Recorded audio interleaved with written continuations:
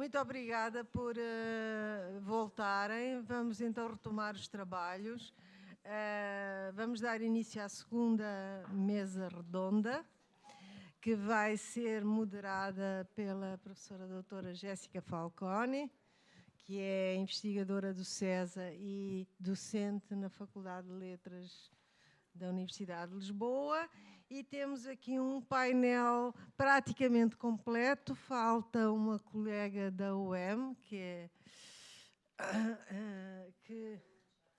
é a Teresa Manjate, que deveria estar, mas algum imprevisto deve ter acontecido. Sem mais delongas, a mesa tem duração, como a anterior, 2h30, 2 horas para a apresentação e meia hora para a discussão. Passo a palavra à professora Jéssica Falcone.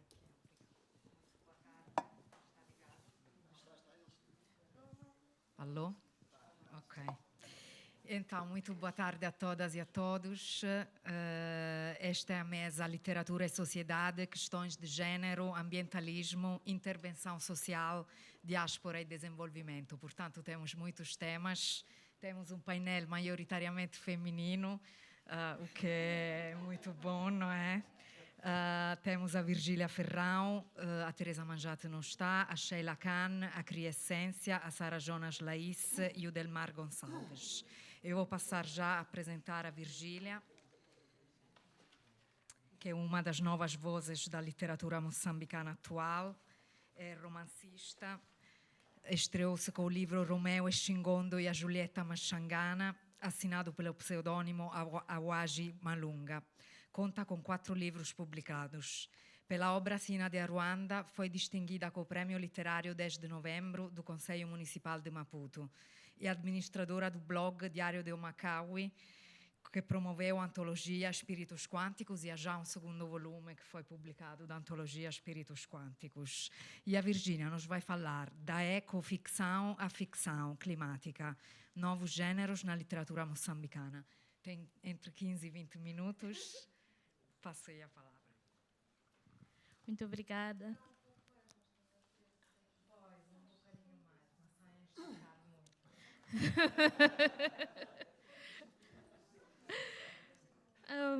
Obrigada, professora Jéssica, pela apresentação. Boa tarde a todos. Eu quero começar por agradecer imensamente. É uma emoção, é um privilégio enorme estar aqui convosco. Agradeço ao convite, à organização, especialmente à professora Ana Mafalda Leite, ao Lucílio Manjate, à professora Jéssica, a todos que estão envolvidos. E, não menos importante, quero agradecer a Deus, que é quem nos permite estarmos todos aqui hoje. Eu, quando olhei para o tema e os tópicos literatura e sociedade, gênero, ambientalismo, eu pensei em contar uma história. Mas para não ser eu a ler e levar 50 anos a ler o conto, que foi mesmo preparado para esta conferência, é um conto baseado em factos verídicos. Eu pedi ajuda de alguns colegas, amigos, narradores, para lerem o conto em formato de vídeo. Então, convido-vos a acompanhar. O vídeo tem mais ou menos 5 minutos. Não sei se vai ser possível projetar. Ok. Com a vossa permissão.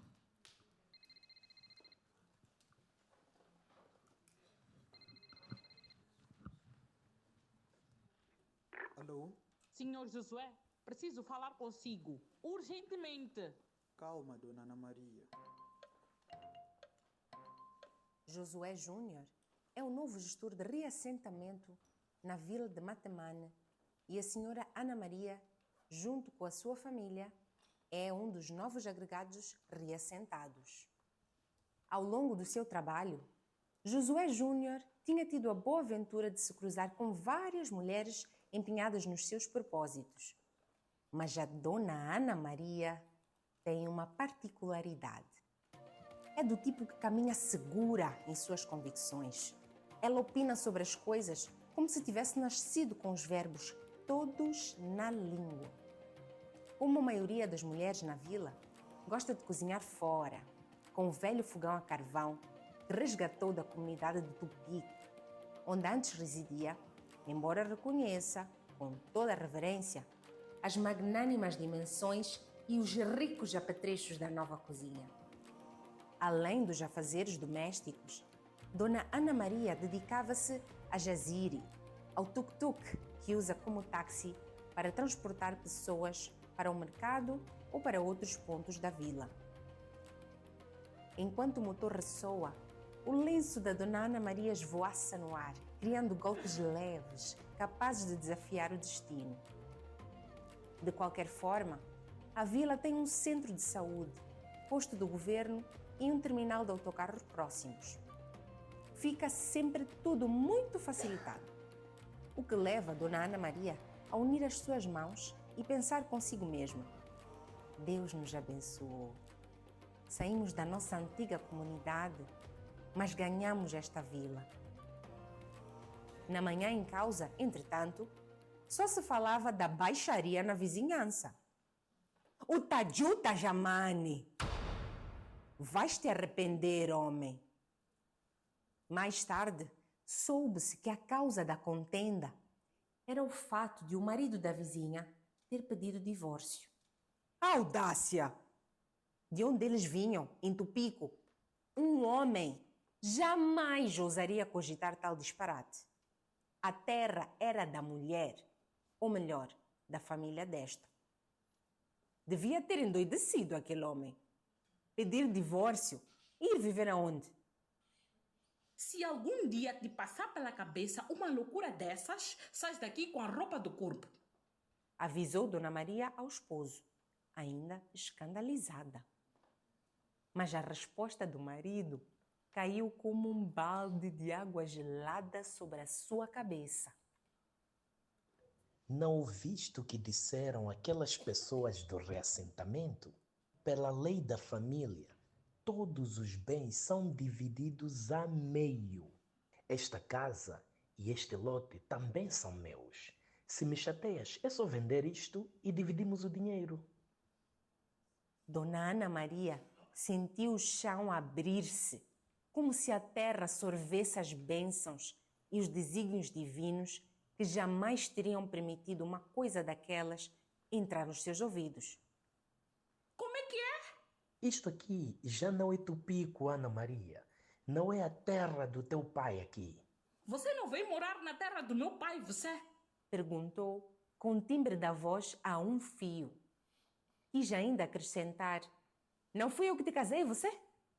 Mas não se aventurou. Aqui, na vila de reassentamento, isso acabou. Direitos iguais. Declarou o marido como se tivesse engolido um panfleto jurídico. Dona Maria ficou sem os verbos todos.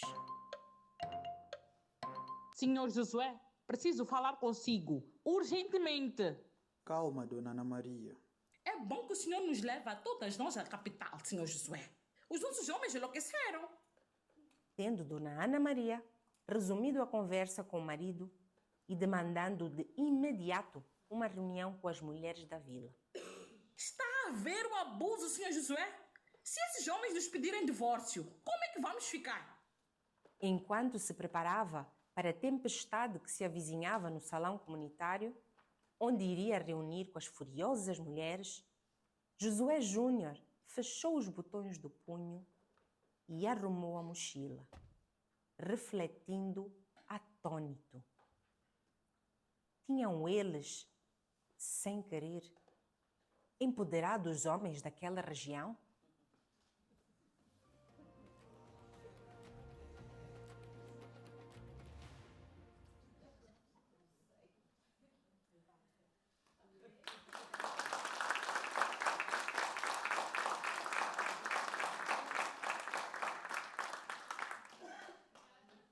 Obrigada pela paciência e por terem acompanhado a história.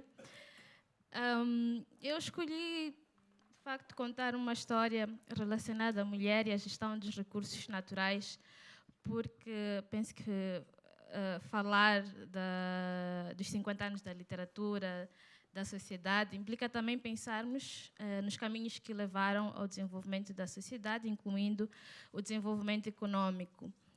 E nas últimas décadas, o desenvolvimento do país tem sido mesmo a base de projetos de exploração de recursos naturais.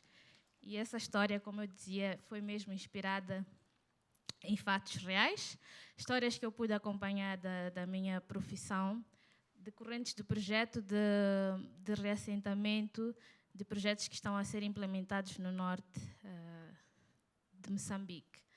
Então, basicamente, e é importante refletir sobre a ligação da mulher e da terra, porque ela é uma das figuras principais no desenvolvimento da agricultura de subsistência, e também é a figura do lar, né, que cuida do bem-estar da família.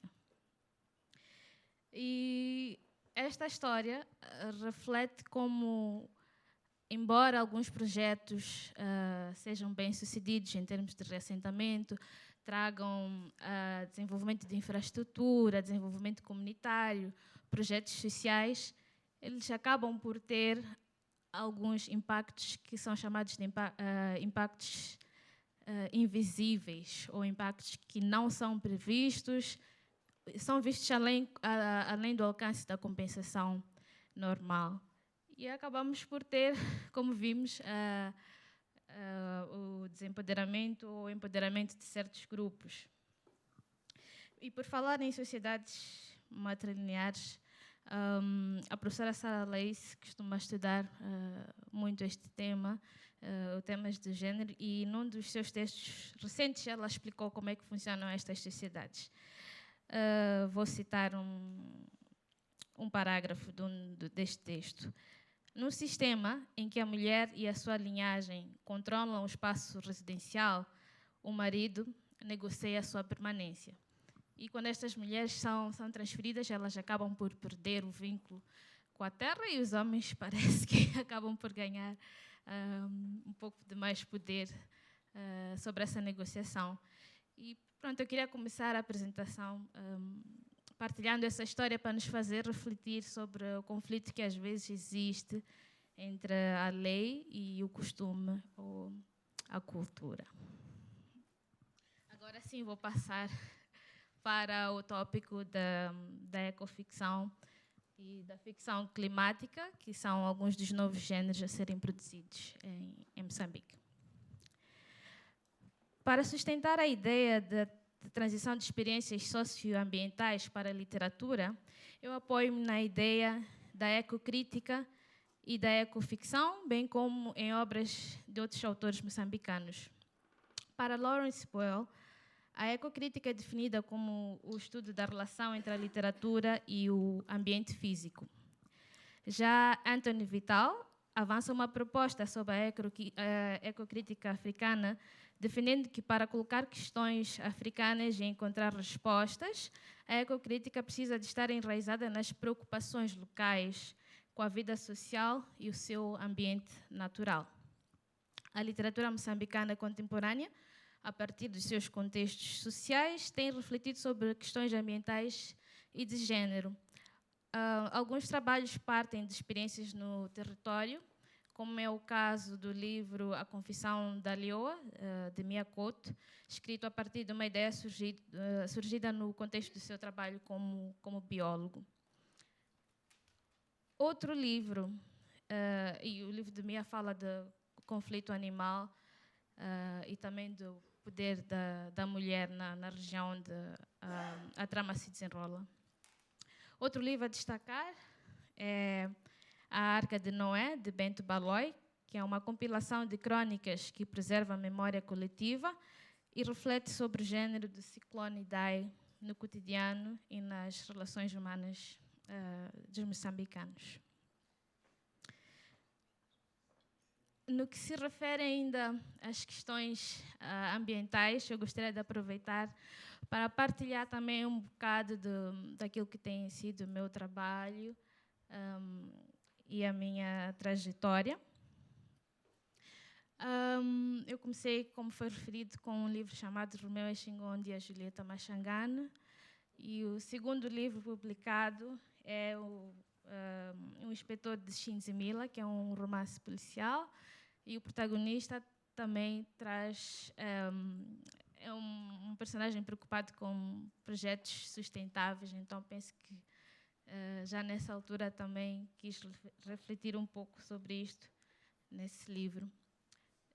Depois seguiu-se a cena de Aruanda, em que a questão ecológica e de proteção patrimonial passa a ser também um dos temas principais.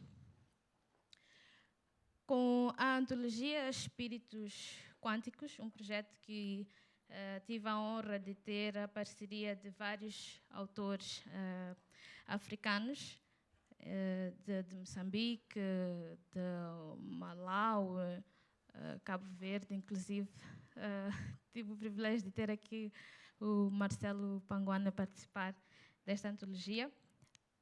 Avancei para o território da ficção especulativa, que é composta por narrativas que pretendem especular sobre o passado, presente ou futuro, neste ou em outros mundos, por meio de narrativas fantásticas, de ficção científica, afrofuturismo, futurismo africano, entre outros. E a ficção climática também pode fazer parte deste género, no sentido de que aborda cenários afetados pelas mudanças climáticas, quer sejam hipotéticos ou reais. Este género pode ter um caráter mais especulativo, misturando a distopia e utopia, para imaginar potenciais consequências das alterações climáticas. E um exemplo desta ficção que eu pude produzir está mesmo no volume 2 de Espíritos Quânticos, com um conto que se chama Herança, onde o destino da juventude é decidido por um sistema de pontuação ambiental. Por fim, a última imagem que está aqui é de um projeto que foi realizado em parceria com uma autora austríaca chamada Carolina Schutte, e o projeto chama-se Imagine Dignity, What Kind of World Do We Want in 2040? E neste conto também discuto um futuro onde o recurso à água é resolvido pela tecnologia, mas também há um mundo marcado por injustiça. Só para concluir, ainda nos trabalhos que tenho tido a oportunidade de fazer, a ecologia não se apresenta só como crítica ambiental ou conscientização ambiental. No último livro que eu escrevi e publiquei, que é Os Nossos Feitiços, a ecologia já aparece mais de forma íntima, na forma de mulher, com uma personagem que vive entre o mar e a terra, com seres visíveis e invisíveis, então apresenta-se mais como um elemento fantástico. E a minha reflexão ao pensar nestes tópicos é que a evolução da literatura moçambicana ao longo destes 50 anos tem acompanhado o contexto social do país, sendo que a literatura contemporânea pode ser simultaneamente espaço para a preservação da memória e também espaço de especulação sobre futuros possíveis. O diálogo da ecoficção e da ficção climática dá continuidade ao que foi iniciado, mas cria ao mesmo tempo uma ruptura com as tradições literárias iniciadas pós-independência. Então, era isso que queria partilhar hoje. Muito obrigada.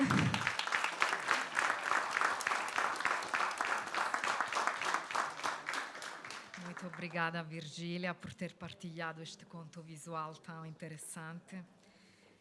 Vou passar agora a apresentar a Sheila Khan, socióloga, professora auxiliar e investigadora do SICANT, Universidade Lusófona do Porto, e comentadora do painel do programa Debate Africano da RDP África investigadora do progetto internazionale Conciliare pela Universidade do Minho e recentemente convidada para o Advisory Board do LEAP Project. Em 2025 foi reconhecida pelo seu percurso de investigação pela plataforma Mulheres na Ciência.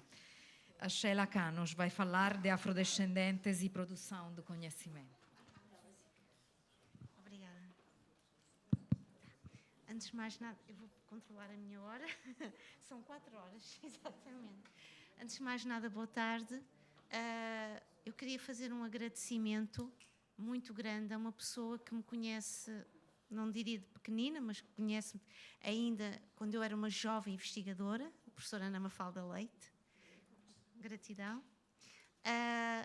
Este dia foi um dia muito interessante, porque foi uma espécie de uma celebração e de um reencontro com muitas pessoas que eu já não via há mais de 10 anos.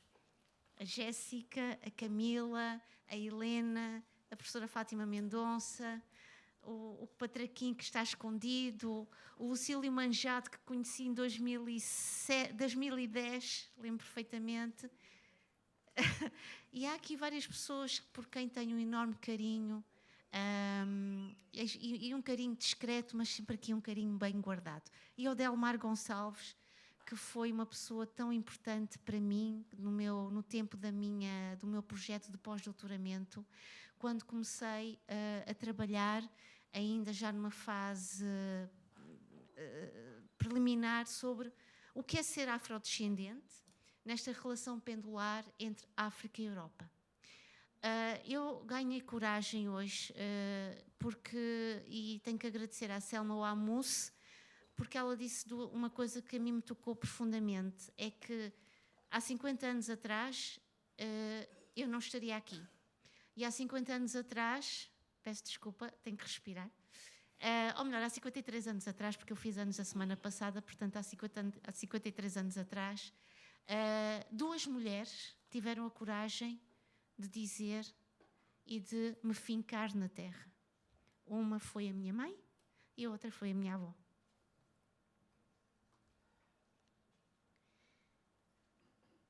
Vou fazer aqui uma pequenina introdução de um texto que nunca foi publicado. Fui convidada para escrever este texto na altura, porque o editor tinha uma ideia em mente de uma publicação e depois, gentilmente e de uma forma muito simpática, disse-me: olha, guarda esse textinho porque afinal aquilo que eu tinha na cabeça não vai sair como eu quero, mas eu ganhei coragem com a Selma Ouamous. E também eu acho que os 50 anos da literatura moçambicana são também os 50 anos da moçambicanidade, da portugalidade e de todos estes encontros cheios de namoros, como dizia hoje o Mia Couto, e cheios de buracos, como dizia hoje o Sérgio Raimundo, não sei nem que ele anda. Então, antes de começar a minha reflexão, eu vou inspirar-me neste pequenino texto que eu fiz, que nunca foi publicado e que explica muito o tema e o argumento que eu vou desenvolver nesta reflexão partilhada. A neve e as bonecas. As horas eram como feiticeiras, espreitando com atenção e cumplicidade o que conservamos de tantas ausências. Como no poema do Eugênio de Andrade, o meu corpo cresceu. Eu saí da carta onde me descreves como encantada pela neve da Covilhã, embevecida por bonecas. Tu eras o avô que eu esperava num calendário sem meses e dias. Tu eras um rosto ligado a um tempo lento, silencioso, sem páginas para acelerar o nosso próximo encontro. Eu desejava-te ao meu lado, vindo de uma terra para mim desconhecida, embora, como tu me dizias, era a terra da minha nascença. Eu pedia para mim, como um segredo só meu, aquele corpo, aquela pessoa que me ajudasse a completar este puzzle buliçoso em constante interrogação. Eu queria aprender contigo a origem do meu ser, do meu nome que eu não entendia, quando me chamavas nas tuas cartas, nos teus postais, de Sheila Craveirinha. Sem saberes, foste depositando em mim o desejo de ser condor. Leio com atenção o que resta de nós. Não encontro nenhuma fotografia de nós os dois juntos. apenas pistas de uma memória que eu vou compilando à medida que vou percorrendo as linhas que escreveste para mim.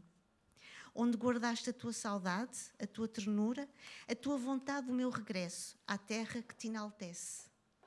Eu retornei a essa terra, como mulher, à procura da tua voz, do teu abraço, do teu olhar que recordo tão singular, macio, doce e sempre misterioso.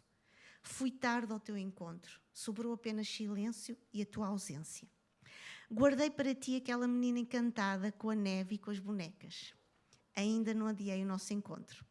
Um dia faremos os dois uma outra viagem à Covilhã, para juntos na neve contarmos num poema teu, Caringana ou a Caringana, as vidas que respiram no meu nome. Um dia o teu sonho de estarmos perto, próximos, lado a lado, será dos dois. Avô, não quero adiar para nunca a palavra amor.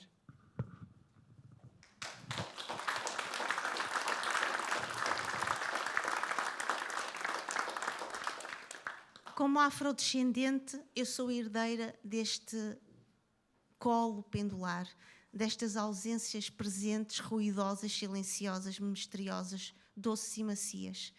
Como afrodescendente, como tantos de nós, crescemos num pacto de silêncio, que era um pacto de silêncio doméstico, familiar, porque fui percorrendo também outras famílias que fizeram pactos de silêncio, porque nunca quiseram contar a história que os expulsou de um determinado dia e que esse dia nasceu com a independência de Moçambique. Mas também os pactos de silêncio estavam, todos eles, rasurados, em buracos, esburacados, na rua, nas instituições, nas escolas. Eu nunca encontrei uma história completa, como muitos de nós que estudaram, que cresceram e que foram formados no espaço e no lado de uma geografia ocidental. A um determinado momento, perguntámo-nos, tal como Mia Couto perguntou no Mapeador de Ausências, e que eu passo a citar. Viu aquela fotografia? Pergunta. O mais importante não eram as pessoas que apareciam na imagem, eram as que faltavam. Página 67 do livro O Mapeador de Ausências. Nós, afrodescendentes, não todos, porque como socióloga terei de ser extremamente rigorosa e cautelosa com as minhas observações, mas nascemos neste pêndulo, nesta geografia, nesta gramática do que não é, do que está para vir, num paradigma de interrogações, num paradigma de silêncios e de esquecimentos. Esquecimentos familiares que eram muitas vezes traduzidos e colmatados e suplantados pelas especiarias das mãos das mulheres da minha família, das mãos das mulheres, de tantas mulheres que vieram de Moçambique e que à volta de um caril de amendoim, que à volta das chamuças, que à volta do caril de coco que se fazia, das bagias, das apas, iam contando histórias silenciosas. Lá fora, na escola, perguntavam-me, mas de onde vem o seu português tão límpido? E eu respondia, de 500 anos de colonialismo. E é esta história pendular, e é este baloiço esburacado, e são estes ruídos silenciosos, e são esta macieza que nos perfura a pele, que os afrodescendentes hoje encontraram o espaço do pensamento artístico, o espaço do pensamento sociológico, mas também o espaço do pensamento cívico, para fazermos algo que lá atrás alguém dizia: é preciso olhar para a fotografia e procurar as ausências. Vários estudos têm sido feitos e que têm nos ajudado, efetivamente, a não ir ao encontro das respostas, porque esse é o caminho fácil, esse é o caminho inerte da produção do conhecimento, da história, da sociologia, de um todo que não é apenas repartido, como dizia hoje o Mia Couto, mas, acima de tudo, de um conhecimento histórico partilhado. Tenho visto, a partir de muitos dos trabalhos que tenho lido, a partir de muitas das entrevistas que tenho realizado e a partir de muitos textos e de muitas manifestações de caráter artístico, que nós, afrodescendentes, utilizamos o paradigma das perguntas. As perguntas que nos ajudam a refazer a história, a respirar um outro paradigma que é um exercício contra o esquecimento, contra as ausências e, acima de tudo, um paradigma que nos permite dizer: tu só serás completo comigo e eu só serei maior e mais nobre com a tua presença. Hoje, quando a minha querida e estimada colega Helena falava do João Paulo Borges Coelho, eu li o livro do Museu da Revolução, que amei. Foi mais uma daquelas cartas longas sobre a minha história não vivida em Moçambique, mas também foi uma carta declarada de amor partilhado, em que eu sabia que estava lá, porque ele precisou de mim e iria precisar de outras vozes plurais para construir não apenas a história moçambicana, mas também a história de um Portugal que se fez a partir de processos de colonialidade, de domínio e, acima de tudo, de uma invasão do corpo dos outros. Vou ler uma parte de João Paulo Borges Coelho que me parece essencial. Tenho 4 minutos.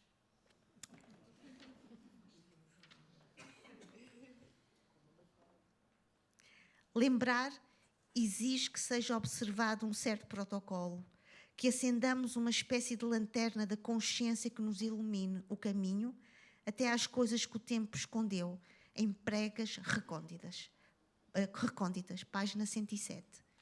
O que eu gostaria de dizer é que vozes hoje da afrodescendência são essenciais para percebermos o caminho, a evolução, a forma como as nossas histórias, as nossas narrativas, os nossos esquecimentos e as nossas ausências só ganham corpo, só ganham verticalidade e o sentido nobre da humanidade em pluralidade, em diversidade. Vozes como Mia Couto, João Paulo Borges Coelho, com Mapeador das Ausências, com o Museu da Revolução, que vão buscar essa pluralidade, mas vozes que também estão em Portugal e que têm cantado, escrito e pensado a narração dessa nação que não se fez só em África. E o Mia Couto hoje foi extremamente clarividente a dizer isto. A nossa inteligência é perceber que África tem um pensamento enormíssimo e profundo e rico para falar sobre a gramática da experiência ocidental humana. Gostava de terminar dizendo o seguinte: este é um caminho lento, mas é um caminho macio e misterioso. Mas, acima de tudo, pensando e citando alguém que eu não conheci e que foi das mulheres que mais me deram o chão e que traduziram na minha vida e que me ajudaram a produzir a gratidão à volta do meu caminho, em que ela me dizia: filha, olha para a tua terra, porque é dela que vais extrair todo o conhecimento do mundo. Obrigada. Falo da minha avó.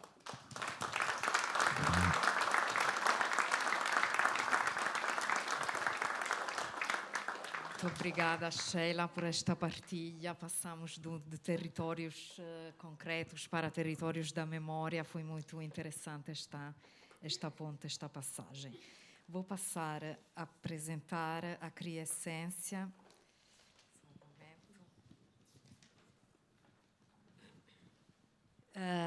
Romancista e jurista, escritora moçambicana nascida em Maputo, vive e trabalha no Reino Unido, consultora e traduttora. Sua primeira obra, Em Busca do Mar Certo, é um romance semi-autobiográfico.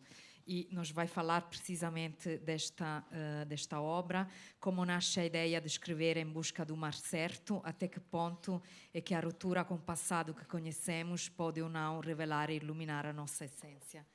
Passo-lhe a palavra. Obrigada. Olá, boa tarde a todos e a todas. Antes de mais, gostaria de agradecer a professora Ana Mafalda Leite e o professor Lucílio Manjate pelo convite que me foi endereçado.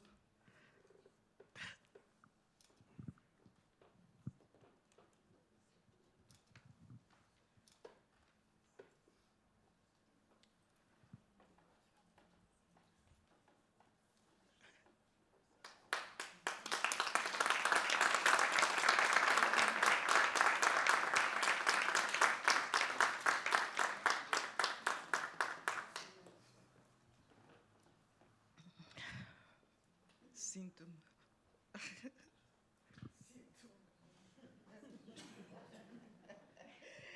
Lisonjeada por estar aqui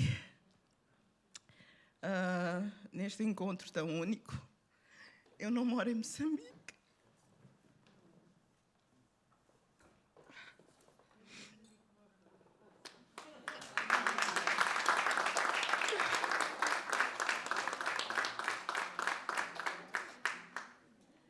Revejo amigos, conheço alguns ou muitos.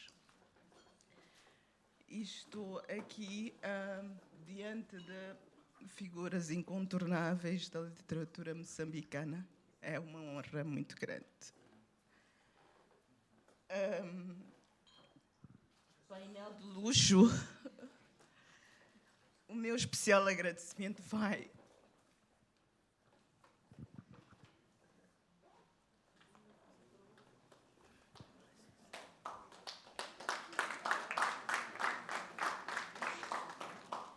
nós não nos conhecíamos.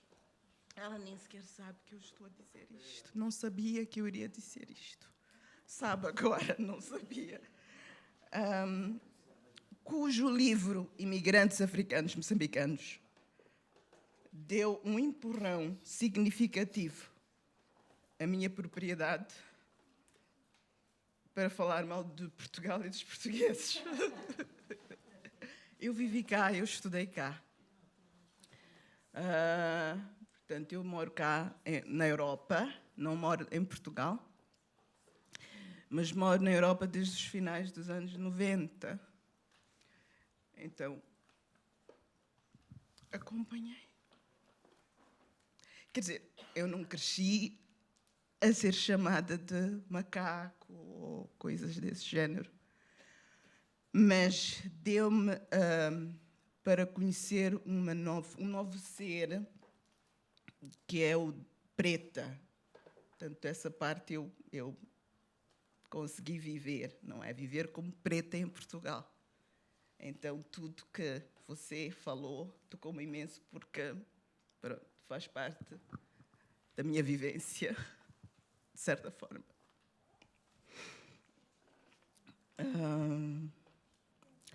Portanto, imigrantes africanos moçambicanos, deu-me gás, não é?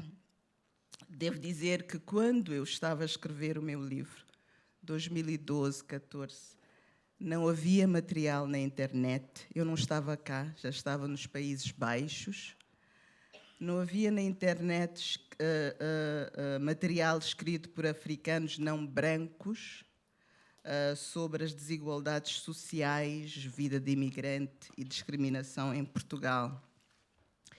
Daí que lembro-me muito bem do reconforto que senti ao ter tido acesso ao livro da professora Khan.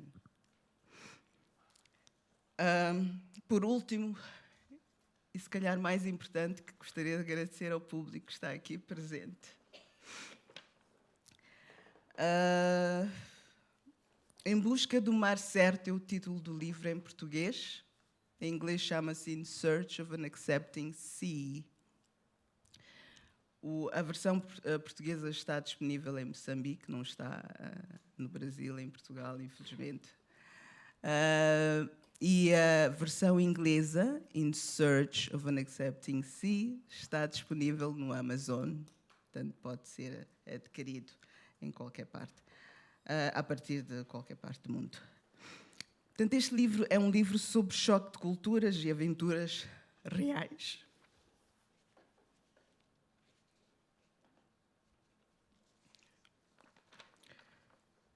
Paula Chongwen, a protagonista do livro, vem de uma família do sul de Moçambique, onde o patriarcado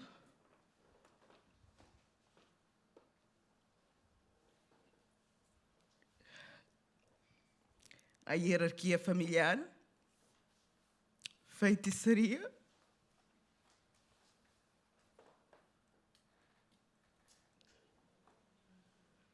não sei.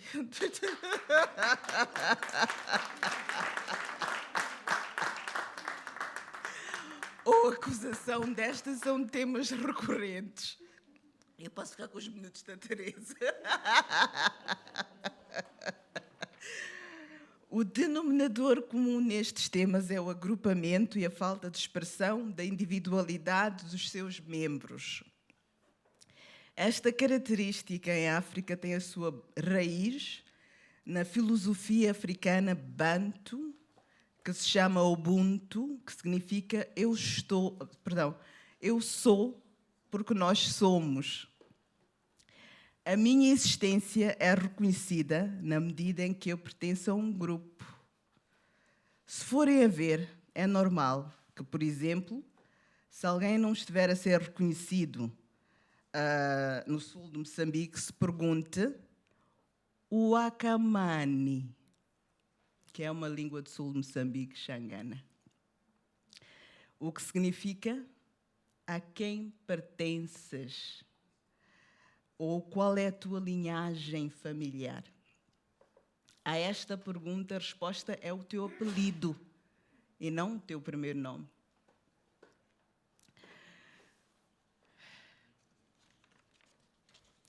Existe um abafar da individualidade que é acentuado quando se é mulher,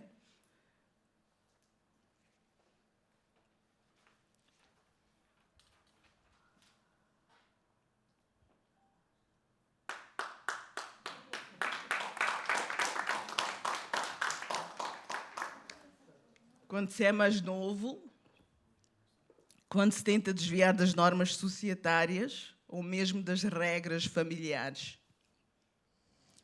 Há que respeitar, muitas vezes de maneira subserviente, sem questionar, o marido, o irmão mais velho, o tio mais velho, ajoelhar quando te acusam de feiticeiro, lá porque a família não tem ferramentas intelectuais para compreender o teu desenvolvimento, por exemplo. Este teu desenvolvimento tem que ter a ver com feitiço. E é neste contexto, feitiço, e neste contexto feitiço traduz-se em amaldiçoar alguém para o teu desenvolvimento. E, portanto, aquele cujo desenvolvimento pessoal, material, não consegue ser compreendido pelos membros familiares, menos instruídos, menos preparados para uma vida que almejam, é rotulado de feiticeiro. Sem uma análise profunda da caminhada do acusado, lá está, os outros não têm capacidade para tal análise. Neste cenário, a mãe da Paula Chongwen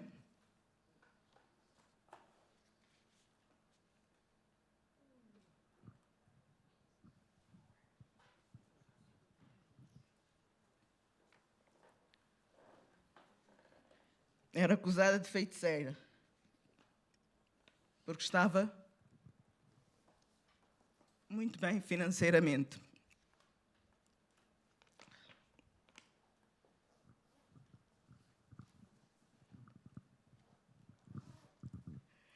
As acusações de feitiçaria podiam culminar em reuniões familiares, onde cada membro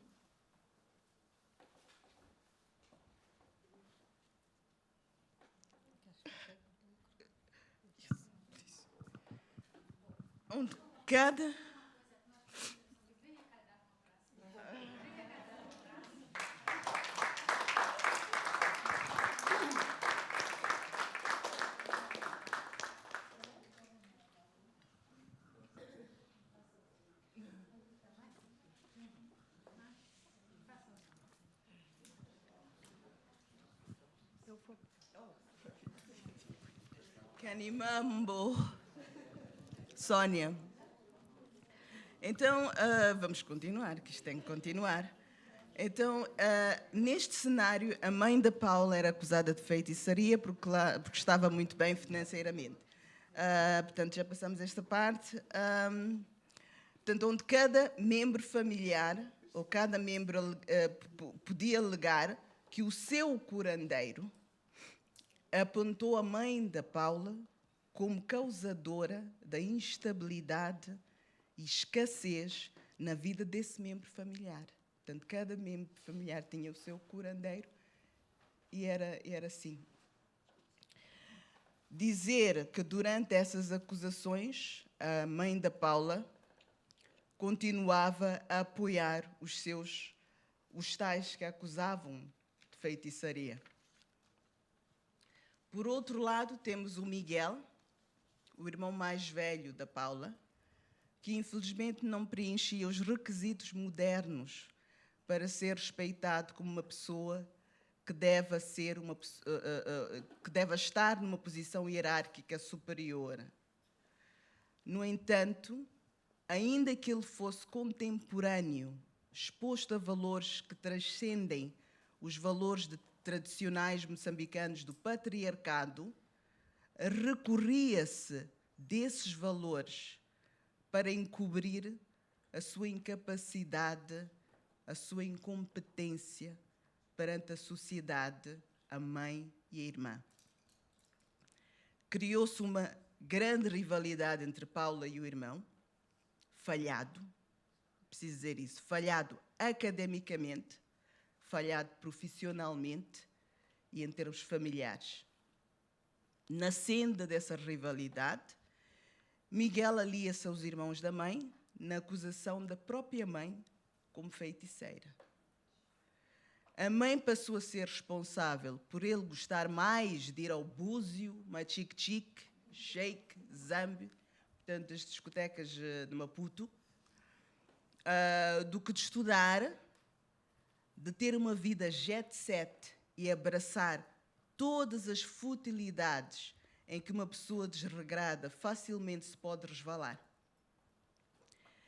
E como a cultura de chamar as coisas pelos próprios nomes requer filosofia, a ciência do saber refletir com lógica e que ofende sem olhar a estatuto, Miguel vive isento de uma condenação uníssona, principalmente porque é homem. O homem, em muitas tradições africanas, certamente nas tradições do sul de Moçambique, pouco erra ou nada erra. É homem. É um coro muito habitual em Moçambique.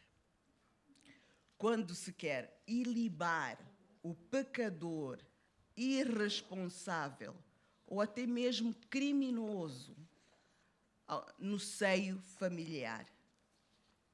Agora, a menina, essa deve prestar contas do que fez ou do que não fez.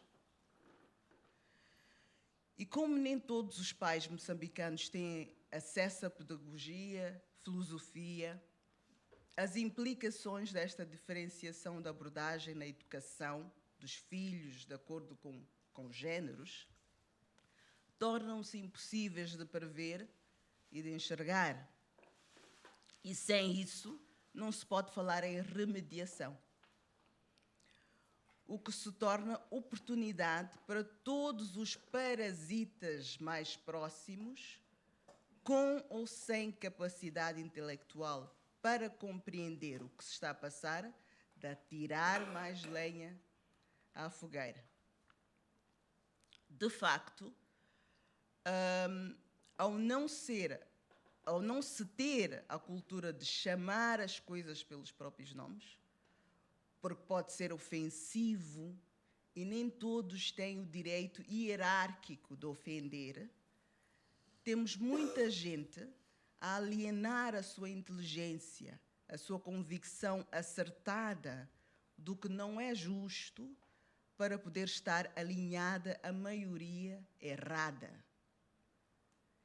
E esta alienação é defendida e encorajada na filosofia Ubuntu, porque, abrir aspas, na prática Ubuntu significa acreditar que as conexões comuns dentro de um grupo são mais importantes do que qualquer argumento individual e divisões dentro do grupo. Fechar aspas.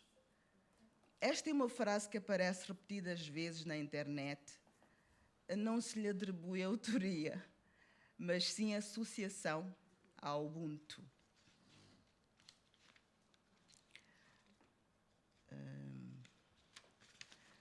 É dentro desta lógica que, na prática, temos relações corrompidas, relações baseadas em corrupção emocional e material. Manda-se a lógica, a moral, a boa conduta para o lixo, desde que seja para se manter uma harmonia aparente, apoiar quem achamos que nos irá beneficiar ou quem queremos prejudicar, porque sim, não temos uma consciência que nos pese, principalmente porque não há uma condenação coletiva que nos faça sentir nus em praça pública, ao contrário do que acontece em sociedades com a base de filosofia penso, logo existe, de Descartes. Filosofia esta que, por se centrar no indivíduo, dá-lhe mais dignidade, mas, sobretudo, responsabilidade. Com o patrocínio da mãe, Paula Chongwen chega a Portugal e depois muda-se para os Países Baixos, como estudante.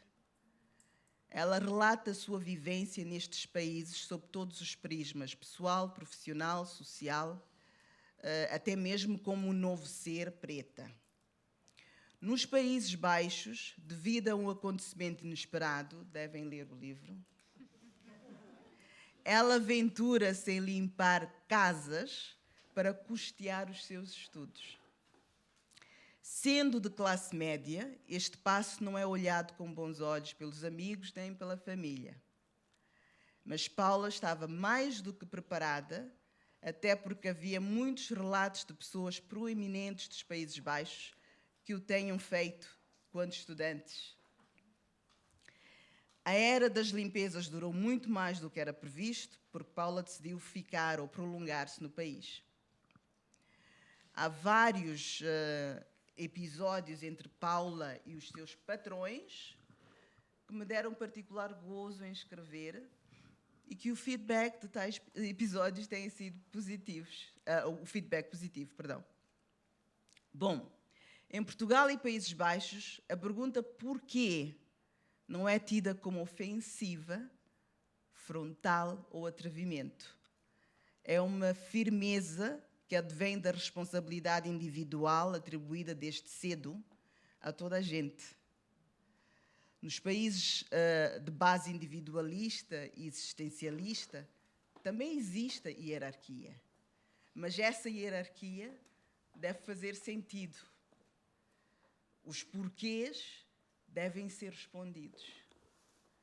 As acusações devem ter base lógica.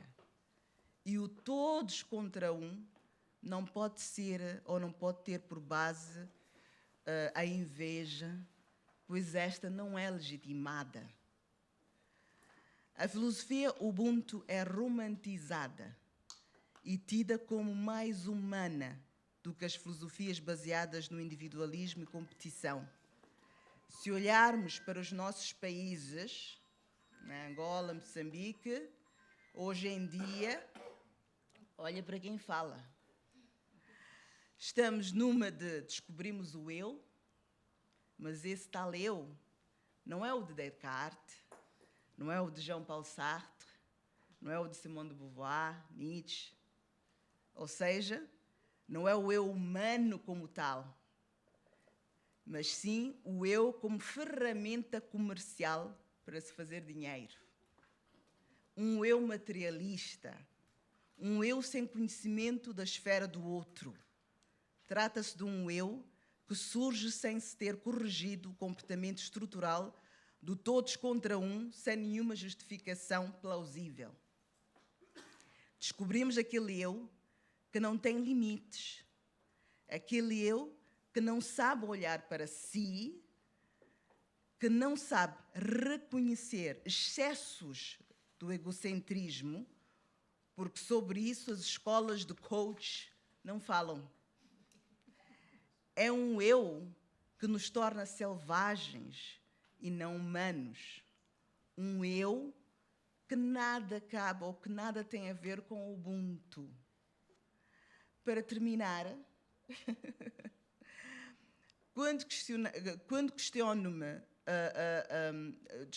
questiono-me sobre o humanismo e a interdependência que os teorizadores da filosofia Ubuntu tanto atribuem a ela,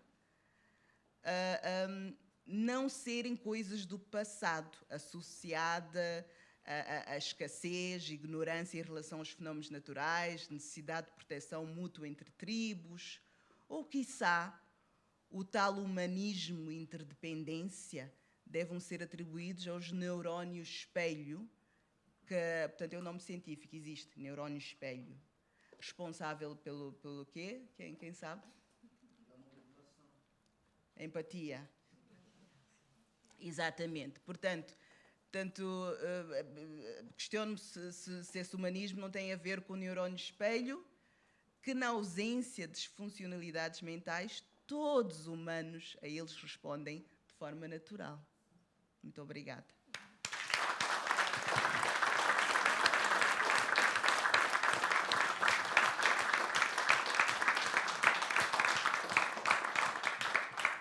Muito obrigada, Criessência, foi muito intenso. Este painel é muito intenso. Eu desisti de tomar notas porque fiquei... Então, vou passar a apresentar a professora Sara Laís.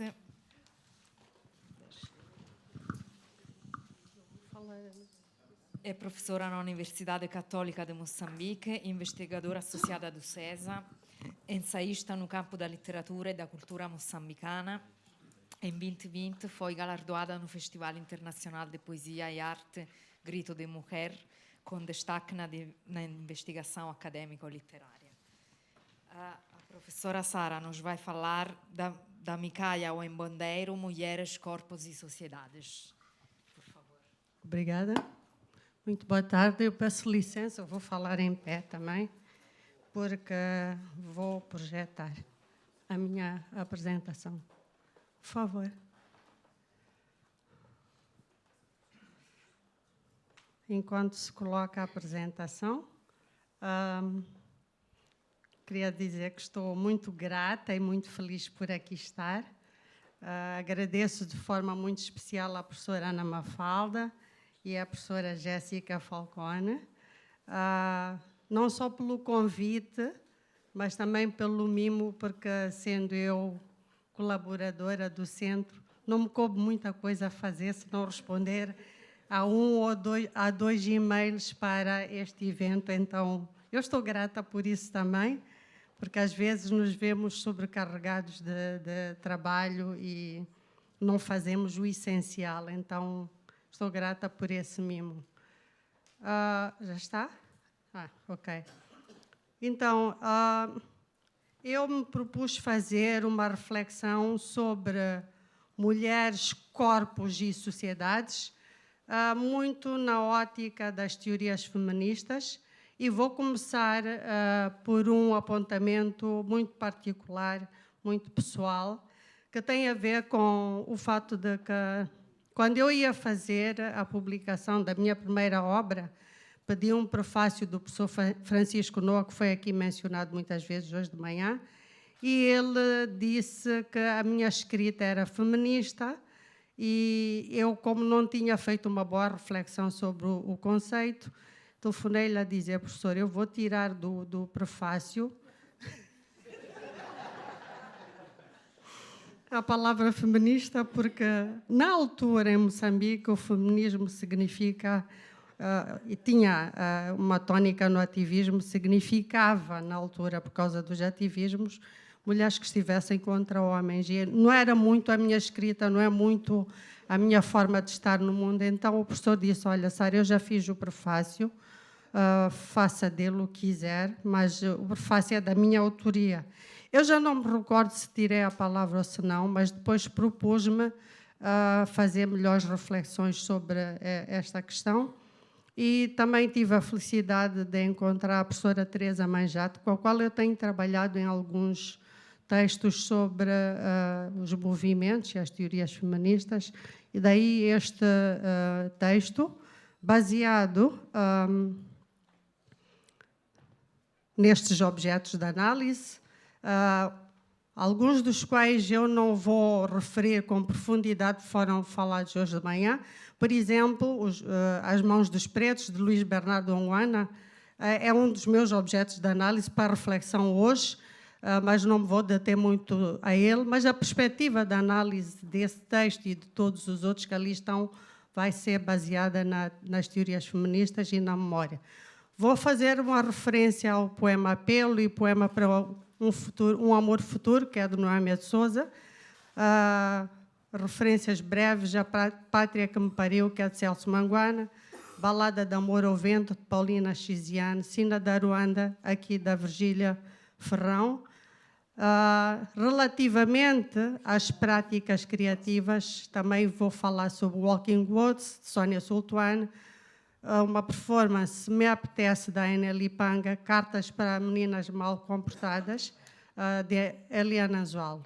Estes são os meus objetos de reflexão, baseados na ideia de que a literatura interpela a sociedade e vice-versa, e baseado também no pensamento de Cândido, que diz que a literatura é muito mais do que a questão estética, é também a questão social.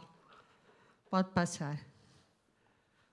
O meu quadro teórico é destes autores todos, mas não me vou deter a eles, vou só reiterar a ideia de que a minha reflexão está baseada naquilo que foi proposto neste painel, falar sobre a literatura e sociedade, com a tónica do género, por isso é que eu vou falar sobre escritas de mulheres e representações de mulheres na literatura, e sobre isso aquelas autoras que eu ali coloco são o meu guião, porque elas falam que é preciso dar voz à mulher, é preciso pôr a própria mulher pelo seu punho a falar sobre si própria ou sobre a representação dessa própria mulher.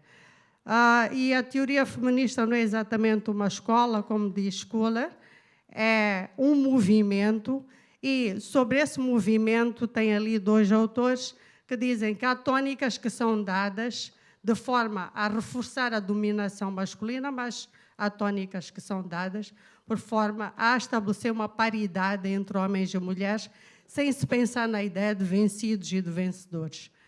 Relativamente à memória, eu vou buscar reflexões que nos deem ideias de que é preciso que nós voltemos ou recuemos a tempos antigos para deles fazer reflexão a partir daquilo que tem a ver com as nossas identidades, com a nossa história e, quiçá, com a cultura.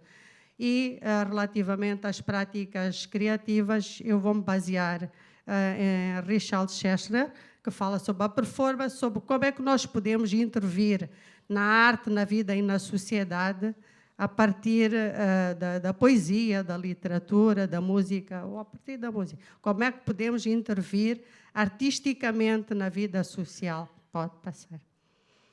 Então, começaria por uma releitura que eu fiz à obra de Luís Bernardo Onguana, detive-me ao conto As Mãos dos Pretos, e não fiz aquelas leituras que nós estamos habituados a fazer, que é olhar para o texto escrito numa perspectiva do contexto colonial.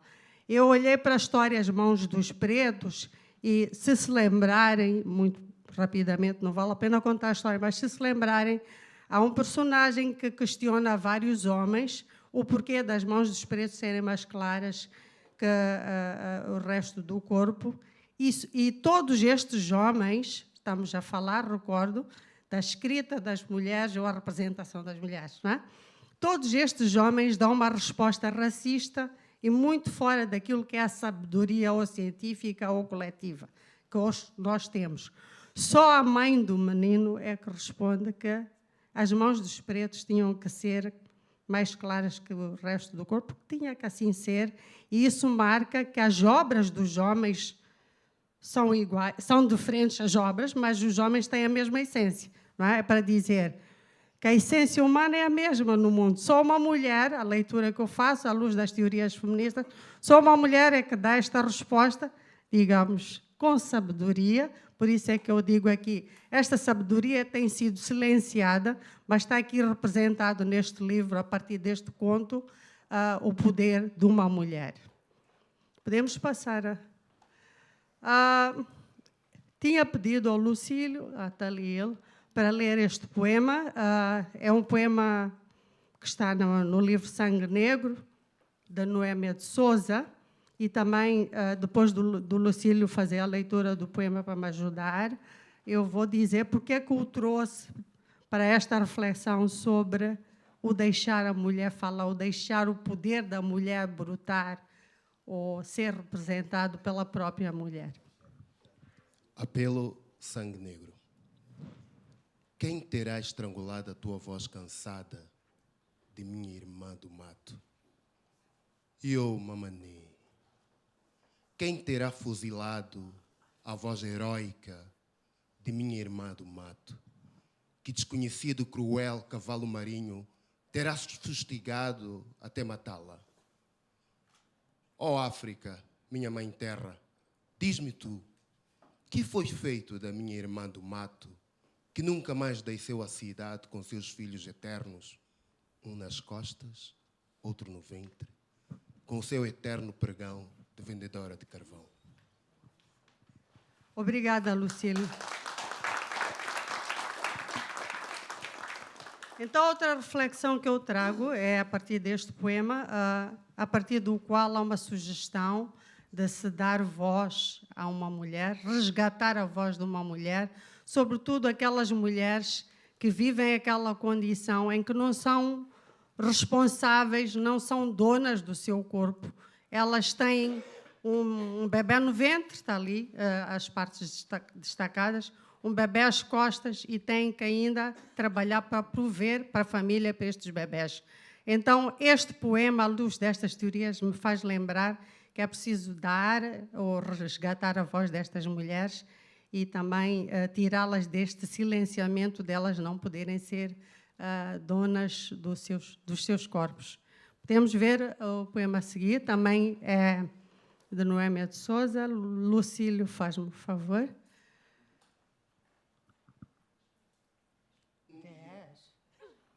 Um dia, não sei quando nem onde, o homem que eu amarei será tal e qual eu no fundo. Suas mãos, como as minhas, estarão calejadas do dia a dia e seus olhos terão reflexos de aço, como os meus. E quando em mim se fizer o milagre, quando do meu grito de morte surgir a vitória máxima da vida, então eu estarei completa.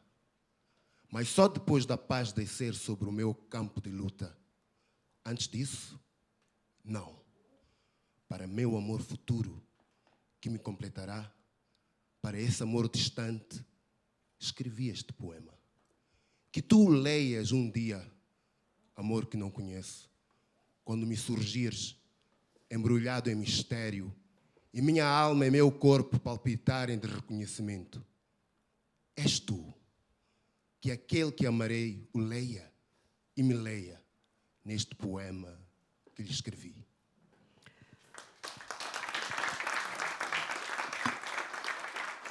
Vou correr um pouco, porque já me alertaram que não tenho muito tempo, mas este poema, de uma forma geral, fala sobre uma possibilidade de algo que não existe, de um sujeito poético que é mulher e que quer igualdade com um tal homem, o tal amor futuro. Então é sempre uma possibilidade, por isso é que eu falo de uma utopia da horizontalidade, porque não é um fato consumado, mas é um sonho por vir. Podemos passar para outro. Trouxe também para esta reflexão este livro, ou este texto, que não é, e é parte daquele livro, que não é exatamente de um homem, mas já a representação ou a sugestão de uma mulher, sendo que esta mulher é a Terra. E neste livro, os vários poemas de Celso Manguana dão-nos esta ideia de desespero por um país que possa ser Moçambique, no qual várias questões sociais não ocorrem como seria desejar, mas toda esta dor, toda esta desgraça, a guerra, a loucura, e o autor nos convida para vários lugares de exílio, por exemplo, o amor, a memória, a loucura, que é para estarmos ausentes de nós. Então, todo este texto, todos os textos no livro, nos falam, nos remetem à ideia de uma pátria na qual nós não temos lugar, na qual a dor nos convoca a estarmos ausentes. Então, eu trago este poema por causa da ideia de subalternidade política e perda de cidadania a que ele nos remete. Sobretudo, esta perda de cidadania recai, se nós nos lembrarmos do discurso da quiescência, recai sobre a mulher. Pode-se passar. Este livro dialoga com a Nação Pária, de Adelino Timóteo, no qual também há uma pátria na qual nós não temos lugar, e esta pátria até acaba desaparecendo pelas desgraças a que tem sido sujeita. Livro que também dialoga com aquela música que todos conhecemos, que é de Gabriel Pensador, um cantor brasileiro. Depois podemos discutir isso mais tarde, podemos passar. Trago outra obra da Lavra de uma Mulher. Desta feita, a discussão tem uma tónica ligada à cultura. Não vou ler tudo o que ali está, mas devo lembrar que a primeira parte destacada, não beberemos mais a água na concha da tua mão e como o milho serás amassada, são as duas questões que me fizeram trazer este livro e este excerto. A primeira parte destacada discute a condição da mulher na perspectiva de que uma menina numa casa é o garante de todo o sustento da família e que ela é a água, é a fonte de vida para aquela casa. E quando ela se casa, se virem o contexto do texto, quando ela se casa, há uma grande perda naquela família. E quando ela se casa, dada a dificuldade das relações humanas e, sobretudo, das relações no casamento, é como se ela fosse para a escravatura, é o que nos remete a discutir a Paulina Chiziana. Daí esta ideia de como o milho serás amassada. Há uma ironia, há um exagero nisto tudo, mas é para refletir o quão a condição da mulher numa relação matrimonial é difícil. Podemos passar? Trago o livro Sina da Ruanda, de Virgília Ferrão. Como puderam ver também no início desta mesa, ela é uma escritora que dá poder às mulheres. Se lembrarem na história que ela contou, no conto que foi passado, dá poder às mulheres. Neste livro eu gostava de destacar 4 mulheres, mas gostava sobretudo de dizer que é um livro que nos remete à questão de mulheres e poderes, porque ele é escrito com um pano de fundo sobre os prazos da coroa.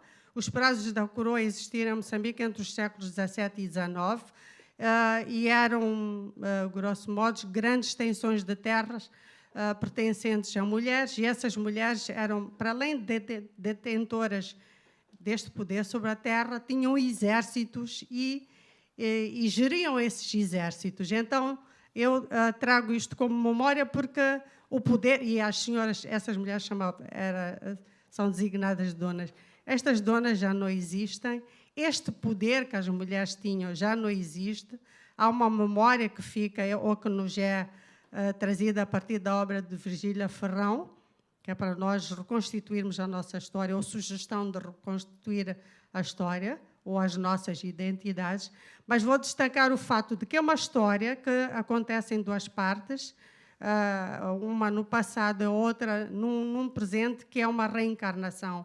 Então, há uma mulher que tem o poder de ligar as 2 histórias a partir de um processo de... Não é hipnose, faz uma palavra, mas que ela rememora aquilo que foi o passado e introduz a todos os personagens da história as histórias do passado e porque é que elas estão a acontecer de determinada maneira no presente. Há uma dona, que é a dona Luísa Noronha, que é dona de exércitos e é dona de terras. A sua voz é posta de maneira a se sobrepor sobre a do marido, assim como vimos no conto anterior que a Virgília trouxe. Há uma mulher também, uma terceira mulher, que é serviçal, mas ela é filha dos antigos donos da terra, dos nativos, e sendo serviçal, a sua voz se sobrepõe à voz dos filhos do patrão. Então, são mulheres com poder, são mulheres poderosas que ela traz. E falaria numa última mulher, que é a Maria Cristina, que é defensora do ambiente e é defensora também do fato de não se poder substituir o lugar da Ruanda por um centro comercial. Então, já me estão a acenar aqui para correr. Fica a sugestão de ler este livro, povoado por mulheres com voz, mulheres poderosas, e também um livro da Lavra de Mulheres. Vamos, por favor. Relativamente às práticas criativas, eu trouxe trabalhos de 3 mulheres, vou falar muito rapidamente sobre elas. A primeira das quais é a Sónia Sultano, que aqui está, e depois ela pode dar pormenores sobre o Walking Woods, se quiser, mais tarde. Mas eu trouxe este trabalho da Sónia, porque a Sónia é poetisa. Ela gosta de ser chamada poeta, peço desculpa. A Sónia é poeta, entretanto, ela fez um trabalho plástico que é naquele vestido, o modelo ali, a boneca, é a própria Sónia. Ela escreveu, pelo seu punho, várias palavras no vestido e pôs-se a circular por toda a sociedade ou toda a cidade e até fora dela, num projeto ao qual ela designou Walking Woods. E a mim este trabalho me remete à ideia da arte que interpela a sociedade, porque mais do que as palavras que possam estar dentro de um livro, são palavras às quais ela deu movimento, fê-las passear pela cidade, e este trabalho, mais do que ser a humanização e a materialização da palavra, é um trabalho que pode ajudar a fazer a dinamização para o gosto de ler, para o gosto pela literatura, porque, pelo que ela conta no livro, há um livro sobre o projeto, as pessoas interpelavam-na para conversar com ela sobre o porquê dela estar trajada com um livro com palavras escritas e porquê que aquelas palavras se movimentavam. Isto, para mim, é uma prática criativa que permite fazer a dinamização literária. Mas depois a Sónia vai trazer os pormenores, podemos passar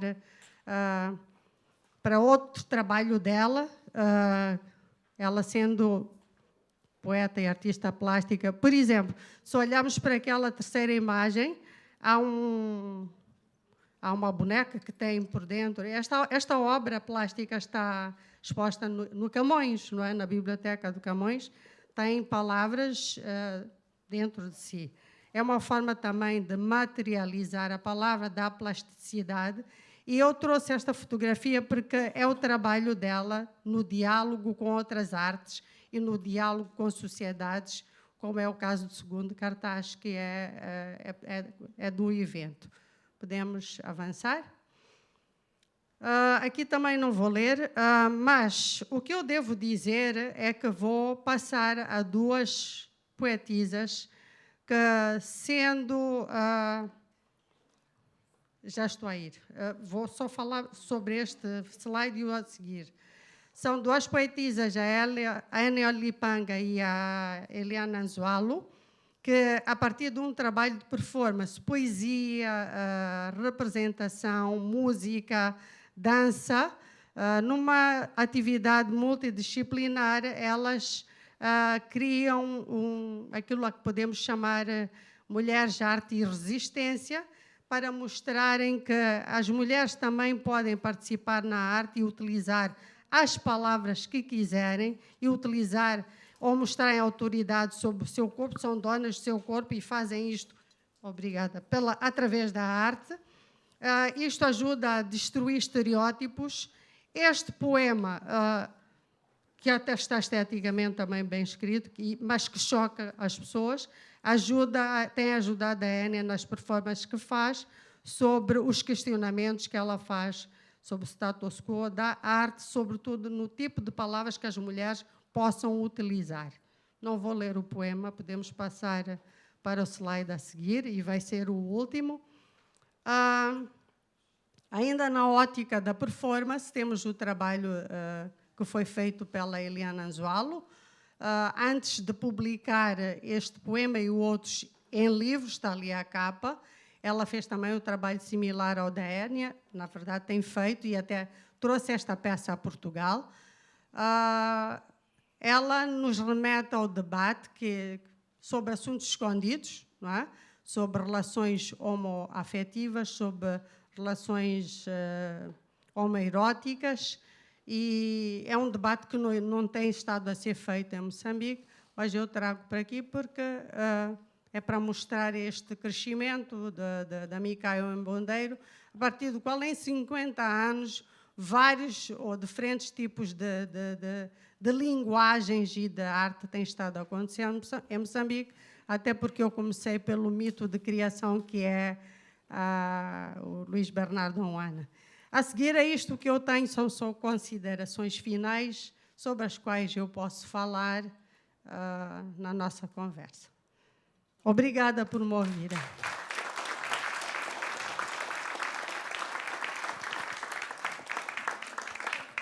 Muito obrigada, Sara, professora Sara. Vou passar a palavra ao último orador desta mesa, que é o Delmar Maia Gonçalves. Peço que também respeite o tempo. É escritor, presidente do Círculo de Escritores Moçambicanos na Diáspora e autor de mais de uma dezena de livros, entre eles Moçambique Novo, O Enigma, Mestiço de Corpo Inteiro e Fuzilar a uma Utopia.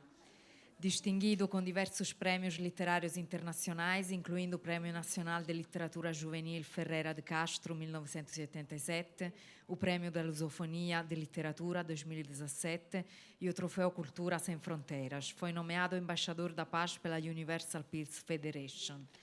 E hoje nos vai falar de percursos e singularidades, literaturas na diáspora, da intervenção literário-cultural à intervenção social nas questões de género.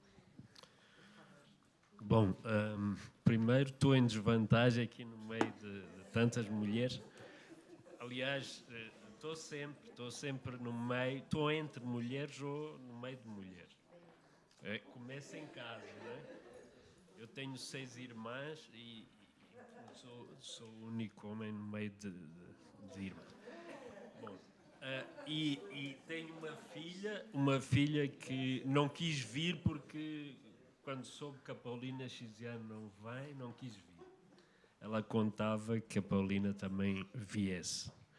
Bom, a minha intervenção tem muito a ver, é um cruzamento, digamos, entre o percurso da literatura, não sei se vou chamar a moçambicana ou se literaturas na diáspora, não é? Onde encaixa a moçambicana também, e da intervenção literário-cultural, a intervenção social, porque muitas vezes vejo-me no meio também às vezes de questões que têm a ver com a sociedade portuguesa e como um ativista imigrante, digamos, também, que tem alguma intervenção nessas áreas, não é? Em que os imigrantes têm uma palavra a dizer e é preciso desenhar também algum percurso a ser seguido ou não pelas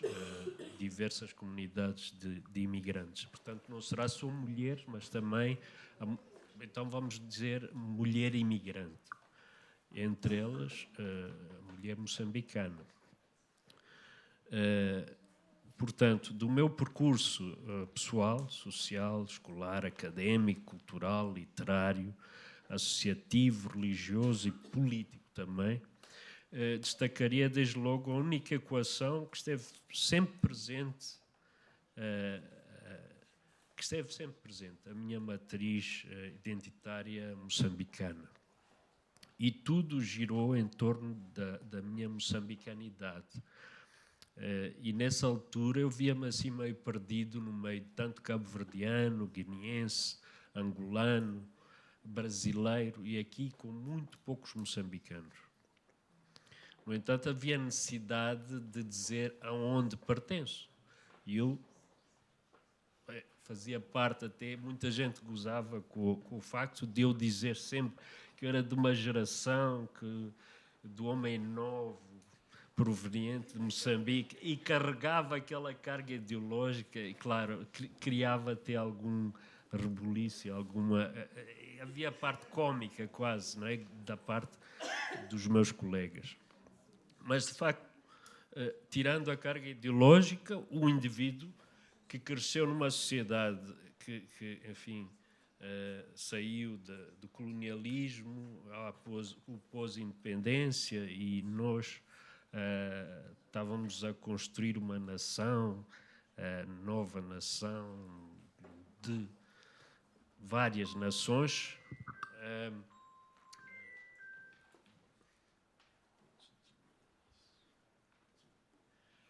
E então essa questão esteve presente também comigo, sempre me acompanhou, e eu tentava encontrar um caminho que pudesse também congregar moçambicanos. E aqui não há muitos, mas os que há também tinham essa sede, essa necessidade de afirmarem a identidade, de terem um espaço de diálogo, de terem um espaço de afirmação, de se dar a conhecer. Ela existe, é preciso dar-se a conhecer. E não estou a falar da imigração recente, enfim, da vinda recente de moçambicanos que chegam a Portugal e estabelecem-se e conseguem, enfim, estão na RTP, estão na RDP, estão em vários sítios onde normalmente os moçambicanos não estavam, não tinham muita representatividade assim no espaço público, não é? Então nós decidimos criar o Centro Cultural Luso-Moçambicano, que foi uma iniciativa do artista plástico Lívio de Moraes, de que eu era vice-presidente.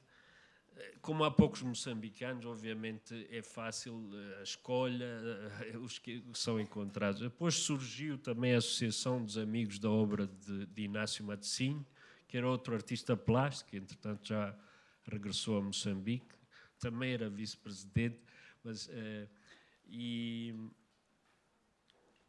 a Associação dos Amigos da Cidade da Matola, porque aqui havia a Casa de Moçambique e pouco mais, não é? Havia a Casa de Moçambique, já era anterior à independência, depois voltaram a revitalizar em 97, salvo erro, com antigas glórias de futebol.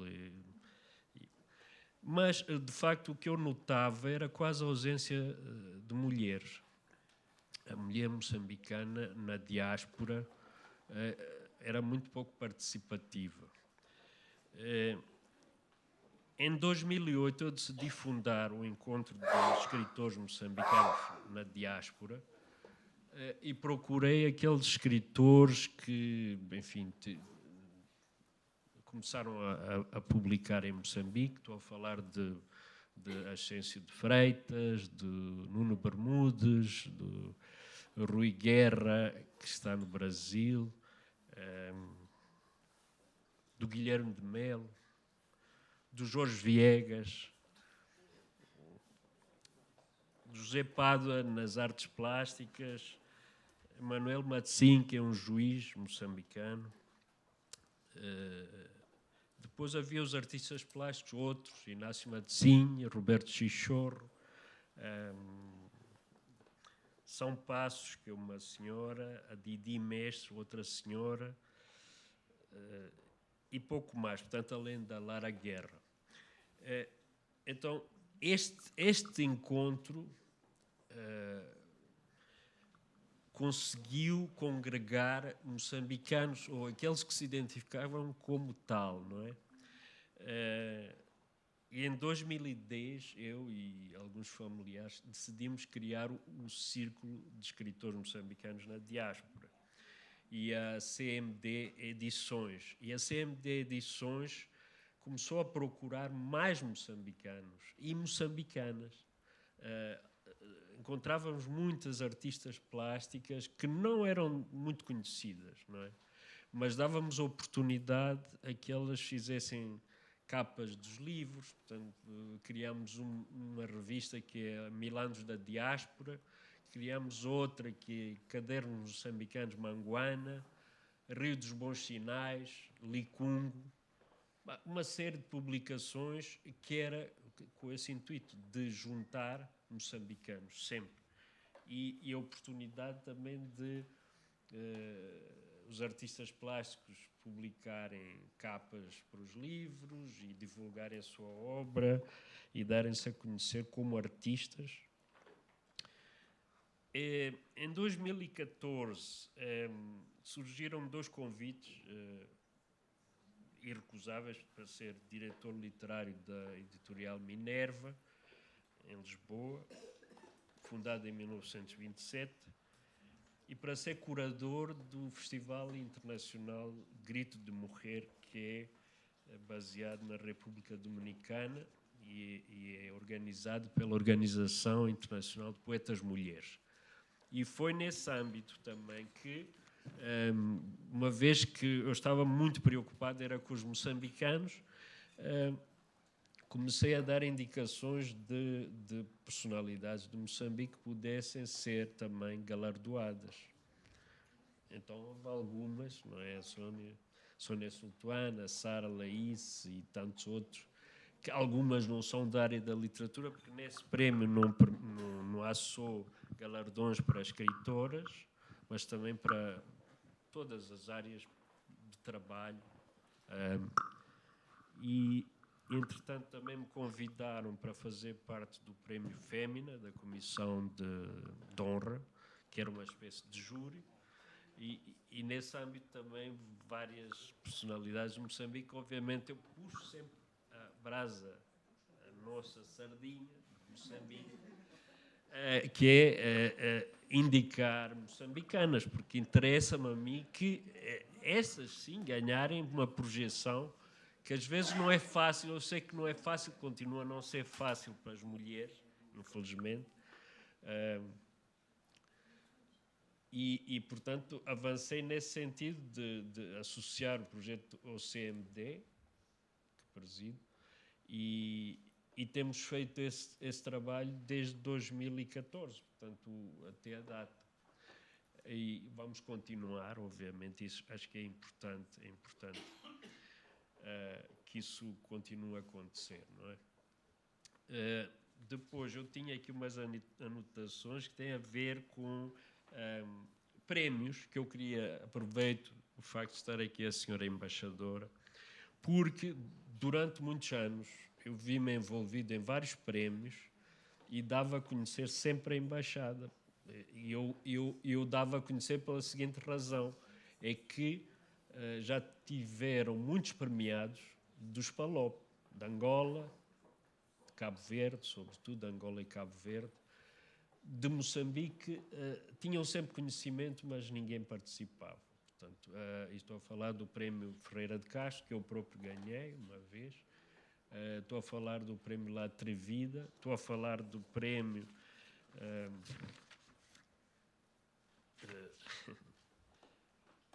Há muitos prémios. O próprio Prémio Fémina não é assim tão conhecido em Moçambique. E acho que era de todo interesse que em Moçambique mais mulheres fossem indicadas, nomeadas, mas isso pode ser consertado. Entretanto, existe um prémio também do Movimento Internacional Lusófono, que é a personalidade lusófona, desde 2010. E até hoje nunca foi premiada uma mulher. Foram sempre homens. De Moçambique só ganhou uma vez e eu faço parte desse júri, só ganhou o Dr. Manuel Araújo, que é presidente do município de Climane. Mas eu acredito que foi em 2017, portanto não há relação. Mas foi de facto, isto tem a ver com muita coisa que vai sucedendo, não é? Em Moçambique, sobretudo. E era importante, de facto, que houvesse mulheres. E há mulheres. Tanto em Moçambique como na diáspora. Sobre o meu percurso enquanto autor, e eu vou encerrar esta questão da mulher, porque acho que é muito sensível, mas também muito sinceramente, preocupa-me a ausência de mulheres em muitas áreas onde elas existem, mas não têm visibilidade. É por alguma razão e isso tem que mudar. Sobre o meu percurso enquanto autor, eu considero-me um dadaísta convicto. Vejo uma necessidade permanente de afirmação da minha liberdade, porque para mim é mais importante o que acontece para que uma obra existe do que a própria obra. Isto é discutível, há muita gente que escreve e volta à obra quase permanentemente, não é? Até achar que está perfeito. Então é quando avançam para a escrita final ou a publicação. Eu não concordo. É uma questão de processo, de modelo, de funcionamento, de trabalho, etc. Portanto, este minuto de verdade só é possível a partir de uma disponibilidade total, correspondente a uma total ausência de preconceitos, num grau de contemplação onde a palavra se apresenta tal e qual na sua pureza máxima. Portanto, concordo com Marcel Duchamp, que dizia, ao fazer um exercício sobre o gosto, escolhi um objeto com poucas chances de ser amado. Relembrando o escritor angolano Pepe Tela, um testemunho dado numa publicação da Casa de Estudantes de Império, ele afirmou o seguinte: escritor é aquele que sente a necessidade de transmitir algo que sente, seja objetivamente importante ou não. Para ele é importante e é isso, obviamente, que conta. Isto é, para o escritor, é importante. Recordo outro ponto de vista expresso num ensaio sobre a minha poesia pelo antigo presidente da Academia de Letras de Trás-os-Montes, o Dr. Amadeu Ferreira, infelizmente já falecido, em que este afirmava perentório: esta não é, pois, uma poesia neutra ou fora do mundo. Bem ao invés, ergue-se como um espinho espetado no poeta, em toda ela perpassando denúncias sem fim.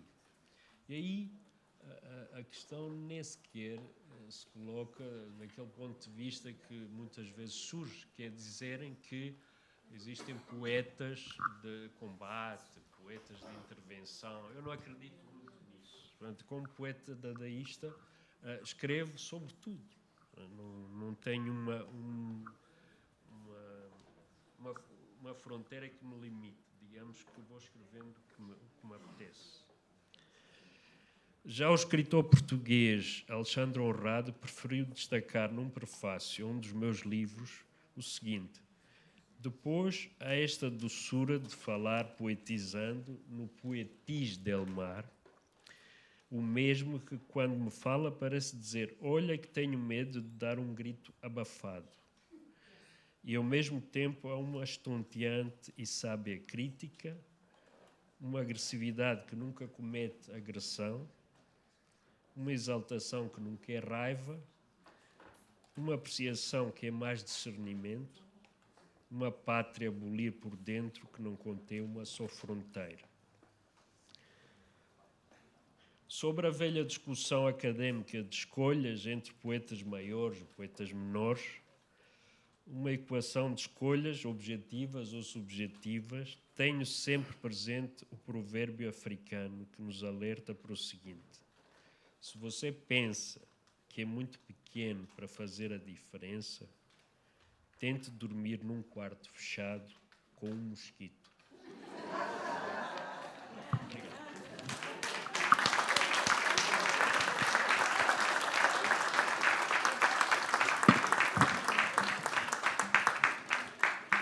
Muito obrigada, Adelmar, também por ter respeitado o tempo. Então, temos alguns constrangimentos de horários, temos que fechar às 5h40 por causa da deslocação ao ISEG. Eu acho que a mesa cumpriu seus objetivos de abordar vários temas. Moçambique é muito mais daquilo que pode parecer. É um Moçambique de diásporas, de afrodescendências. As suas fronteiras são amplas, porosas. E então a minha primeira pergunta, e depois vou logo passar ao público, é se a literatura realmente dá espaço a essas outras vozes que vocês tentaram levantar, essas outras, as ausências, as diferenças, as pluralidades, as diversidades. Se acham que a literatura é um espaço de cidadania para todas essas instâncias que vocês aqui trouxeram? Não sei se quem quer responder.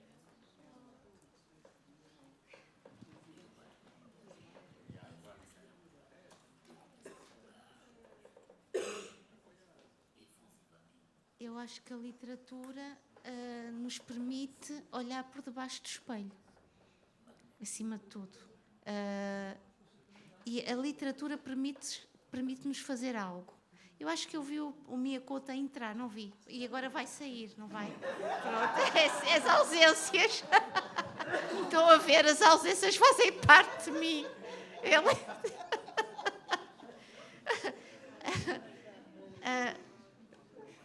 Que é exato. Peço desculpa, não queria ser. Não queria ser deselegante, mas foi apenas um movimento. Eu acho que a literatura, e se me permitem, foi algo que eu aprendi desde pequenina, quando eu comecei a gostar de ler. É que a literatura está colada à sociedade, colada à vida dos homens. A literatura é a alma das palavras, que é a alma da vida dos homens, daquilo que eles sentem. E as palavras que ficaram hoje marcadas foram os namoros, os buracos, tanto que eu estava a dizer ao Pimentel, vou perguntar à inteligência artificial que texto é que faria para mim a partir da palavra namoro e buraco. E o Pimentel disse, cuidado que tu vais fazer, isso pode dar qualquer coisa estranha.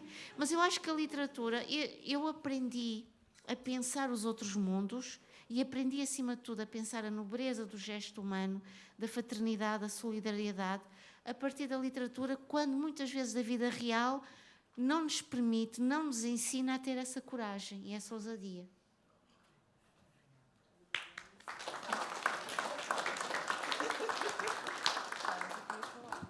Ficou bem respondida. Eu acho que podemos ir para outra questão. Aproveitamos o tempo.